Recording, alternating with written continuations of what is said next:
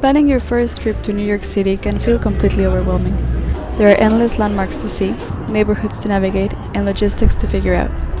With the aid of a local, aka my brother, and as someone who works in the tourism industry, who loves analyzing how travel itineraries flow, I've designed a 5-day route that perfectly balances the massive bucket list city icons for a first-time New York City traveler. This trip also carried a very special personal milestone for me, since I hadn't seen my family in 3 years, after moving from a front desk internship in Thailand back in 2019 straight into living in New Zealand right before the pandemic border closures. Because of that, we made this itinerary with 2 distinct travel styles in mind. For the first few days, we stayed in a shared Airbnb to navigate the city as a large group, and for the final days, my partner and I moved into a separate accommodation to experience New York City as a couple. Here's exactly how we maximized our 5 days in the city that never sleeps. Day 1 was all about New York City's iconic waterfront.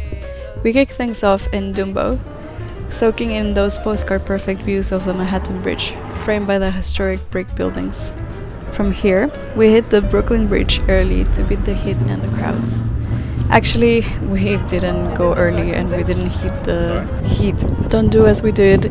Make sure to wear comfortable shoes, carry enough water and sunblock to avoid any heat strokes or sunburn. Anyways, the architectural details up close are spectacular, and walking from the Brooklyn side back toward Manhattan skyline gives you the absolute best views. Next, we headed down to Whitehall Terminal to catch the Staten Island Ferry, but not before having some New York City pizza. Standing on the deck, feeling the breeze and watching Lady Liberty pass by is an unforgettable travel milestone. Plus, you can't beat the price tag of those harbor views.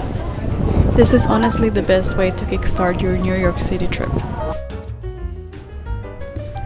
On day 2, we focused on Manhattan's west side to see some of the city's coolest urban renewal projects. We started at Hudson Yards to marvel at the striking honeycomb architecture of the vessel. From there, we stepped directly into the High Line. This elevated linear park, built on historic freight rail line, is an absolute masterclass in modern landscape design. We followed the green pathway all the way down to Chelsea Market, which is a total paradise for food lovers. We grabbed lunch inside the historic brick halls and explored the artisanal stalls before walking right over our final stop. Little Island. Standing on the Hudson River, this whimsical, floating public park looks like something straight out of a sci-fi movie. Seeing how New York reimagines industrial spaces into thriving community hubs is easily one of the coolest parts of this trip. We finished the day by diving straight into the heart of Midtown Manhattan to tackle the ultimate New York classic, the Empire State Building. Traveling as a large family group means managing different paces, but heading straight up to an observatory deck is the perfect way to get everyone oriented and get a grip of the beauty and the massive grid of the city. Looking out over the skyline for the first time gives you an immediate sense of scale. After soaking in the views, we spent the evening wandering through the bustling streets nearby, adjusting to the incredible energy of the crowds and getting our group dynamics sorted for the busy days ahead.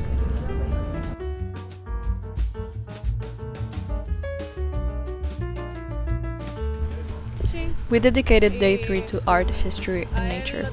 We spent our morning getting lost in the endless galleries of the Metropolitan Museum of Art, the Met. You could easily spend a week inside the Met, but we focused on the stunning Egyptian wing and the European paintings. Afterwards, we stepped right out into Central Park for a long, relaxed family walk. Finding such a massive, peaceful green sanctuary right in the middle of a concrete jungle is what makes Manhattan so unique. This was the perfect, gentle way to wrap up the group and family portion of our trip.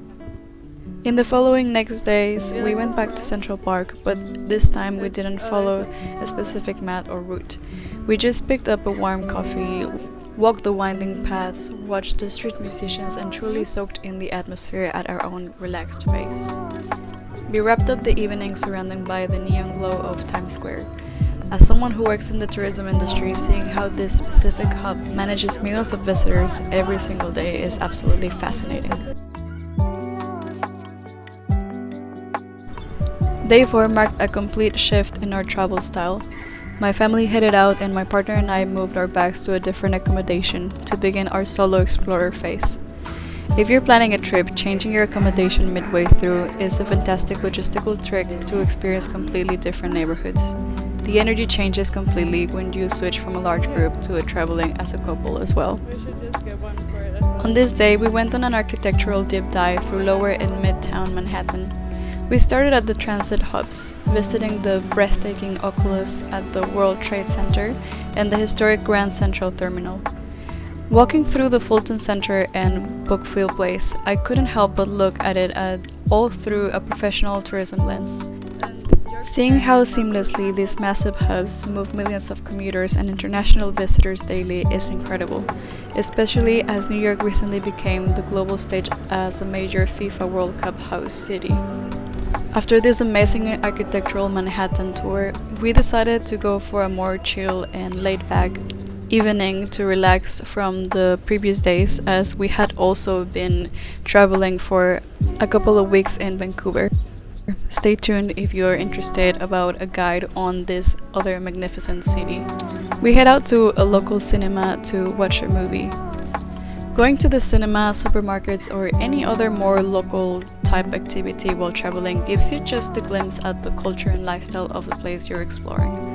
Jonah and I really enjoy doing things like this when we travel. This way you get to develop and start accumulating experiences and having a bit more of an insight on how people actually operate from a place to place by comparing things like what does this or that country serve for food at the cinema, if any. Do we have to stand for 5 or 10 minutes to hear an anthem or watch pictures of a monarch at the cinema like in Thailand? Or can we find jalapeno hot dogs on crazy popcorn flavors and snack combinations like in Mexico and the US? After the movie was done, we finished the day heading over to our accommodation to rest and start winding down from the busy few days in New York and getting ready for our last day. Our final day in New York City was a celebration of theater and pop culture. We started our day with a classic high-energy dinner at Stardust Diner, where the talented singing servers perform world-class musical numbers right at your table while you eat.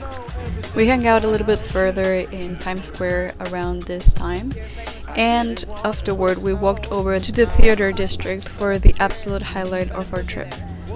Watching Wicked on Broadway. The production, the vocals, and the theater atmosphere were completely magical. It was a perfect, unforgettable finale to an incredible 5 days. New York is a city that demands a lot of energy, but if you map out your route right, it gives you back memories that last a lifetime.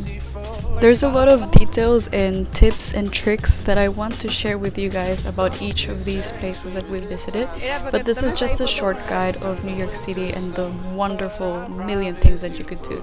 So if you guys want videos of specific things, please let me know, and have a look at my website where I have more written content. If you're a local or if you have been to New York very often and you have other suggestions for us to visit next time we go to the city, or you think there's a must-do that we didn't cover in this video, please let me know. Please consider subscribing and liking this video if you would like to know more about the other host cities that I have content on. Again, subscribe. I'm gonna make these guides for Vancouver, Monterey, and a few other places that I have visited throughout the years. Alright guys, thank you so much for watching, and I'll see you guys next time.